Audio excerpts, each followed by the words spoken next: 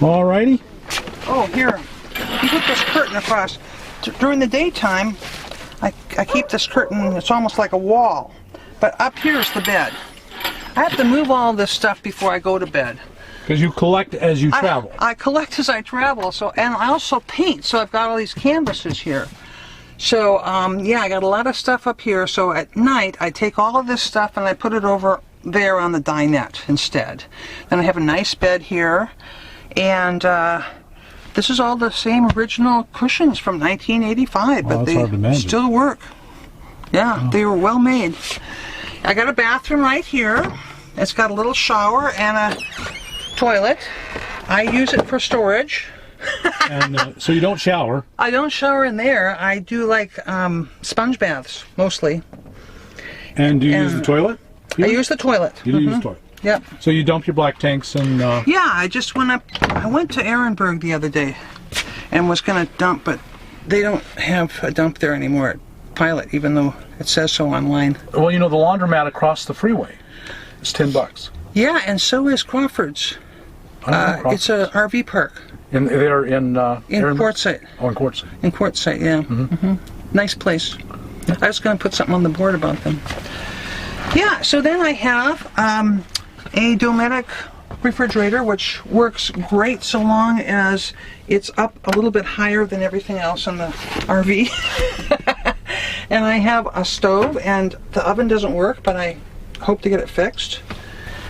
And I have running water. Running hot water when I want it. And then this wonderful dinette that when it's not full of stuff is actually big enough to invite like 4 people over for dinner. You got a really large place. I do. You don't, and you got headroom, and you don't feel crowded. No, my boyfriend feels crowded in here, and other people come in here, and it's really bothersome that the air conditioner is right here, you know. But that doesn't bother me. Right. It's you just my learned home. to duck. I love my home. Yeah. Yeah. Yeah, it's plenty large, very comfortable. And I'm playing with it. It was all wood, and I'm starting to paint, and I'll be painting all of that yellow, and I'm taking down I've been collaging my whole journeys in this rig, but I'm going to take all that and paint, down and paint. Right. And because as you travel, you're an eBayer, you grab stuff off, and so you have clutter that would you normally not be in your home when you're settled in one spot. Right. But the nice thing about having the gallery is I can go drop stuff off there. Right. It's like having a big shed. Right. Yeah. Right. Yeah, that works out really well. Kind of a home base, but you're not really locked in. Right. Other than the monthly payment for the... Yeah. Well, do you go back in the summer, or is it too hot? It's really hot there. If I can hook up someplace and use the air conditioning, I would think about it. I mostly like to stay away from the Southwest, or at least by the border. In the summertime, I want to stay cooler, so I go up to the Mogollon Rim or something. Right. And so you don't run the gallery in the summer? I can run back there and open for a weekend. Endure the heat for the weekend. Yeah, I did close a little bit in the summertime. It's kind of new to me. I've only been at this for a little over a year.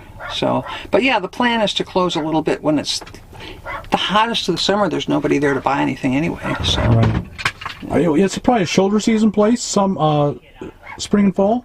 Winter is the fall. Is the big season in Truth or Consequences because of the hot springs. And so people, actually a lot of people come in the summer for the lake. There's Elephant Butte right. State Park is by there, and so it's a lot of people come for that. But there's sort of a different crowd, different demographic than who comes in the winter to stay in the fancy hotels and eat fancy food and go out to art galleries and go to the hot springs. That's kind of a different crowd. That's like people from Albuquerque and coming up from El Paso and stuff.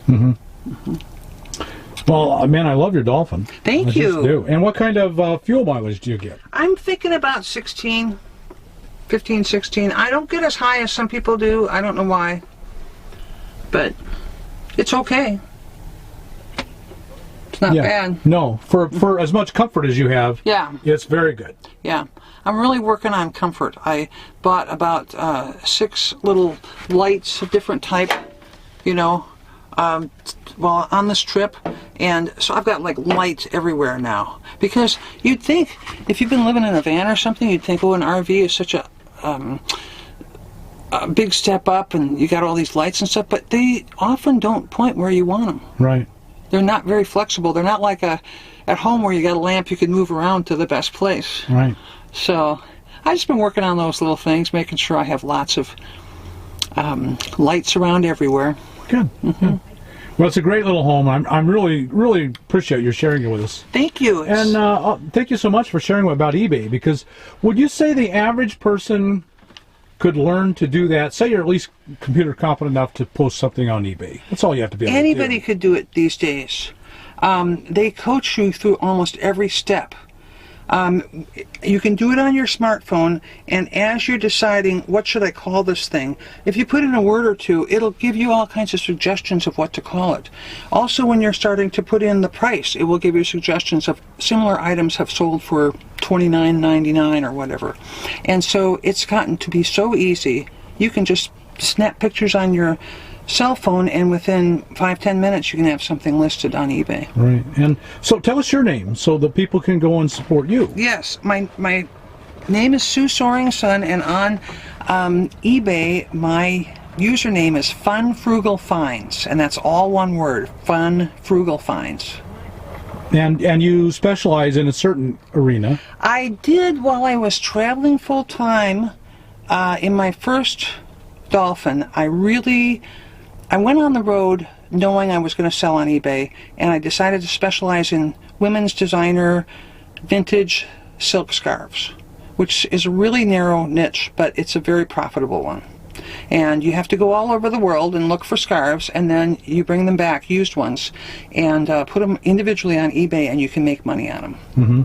I would buy them in thrift stores and estate sales and stuff for $2-3, and usually be able to sell them for anywhere between maybe $10 and $25. So it's a really great niche. Yeah. And there are people with money that want that, period. Oh yeah. And they'll pay for it. Even just any working woman, a scarf can change, make a new outfit. Right. So, yeah.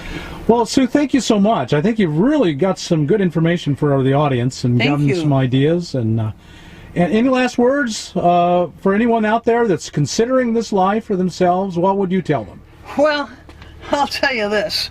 There was a seminar today that was about getting unstuck, and I took my chair over there because I thought it was all philosophical about how to get unstuck and throw away your old life and get your life on the road. But turned out it was about how to get out of the mud. Anyhow, I would just say, if you're stuck and you're living in a house, just stop being attached to that crap and go. Thank you. That's good advice. Very good advice. There you are, folks. You got great advice here from Sue. Get rid of that stuff and go. Yeah. That's about as simple as we know how to make it for you. That's what you got to do. Okay. Well, thanks everyone for watching. I hope you gained something and learned something. I'm sure you did. And we'll visit with you later.